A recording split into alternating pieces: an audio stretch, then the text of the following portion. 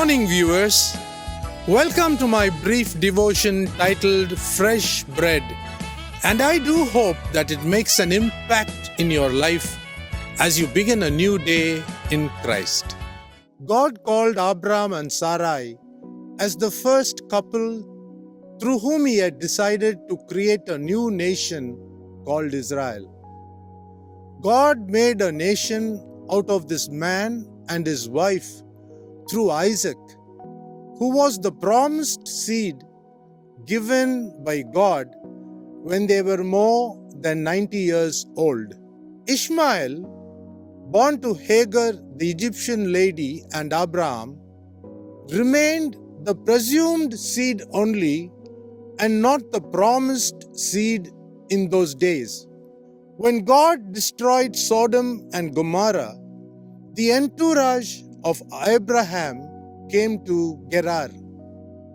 Fearing Abimelech, the king of Gerar, Abraham lied to him that Sarah, his wife, was his sister. Read Genesis chapter 20, verse 2. When Sarah was taken into Abimelech's harem, the Lord had closed all the wombs of the house of Abimelech because of Sarah. Read Genesis chapter 20, verse 18.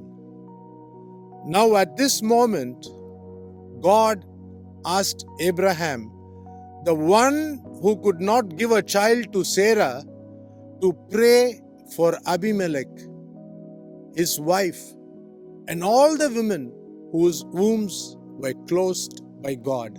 Abraham might not have had his own child to Sarah, but he had faith in his unseen God.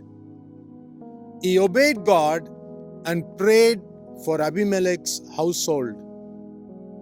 Abraham did not tell God, "Now Lord, you know that I do not have a child. Is it right for me to pray for Abimelech and his household?" Abraham may not have had Isaac at that time, but he had faith in his unseen God. I repeat this for your benefit. Abraham, by walking with Yahweh, learned the simple lesson that obedience was more important than health or wealth in this earth. When he obeyed God and prayed for the king's household, we read in the very next chapter, that is chapter 21, verse 1, the Lord visited Sarah as He had said, and she conceived. Now let me close this devotion with this thought.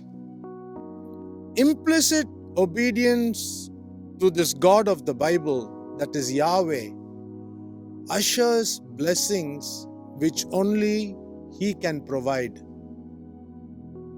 To be blessed by God, all that we need in our lives on earth is implicit obedience to the King of Kings and the Lord of Lords. Think about this. See you tomorrow, God willing.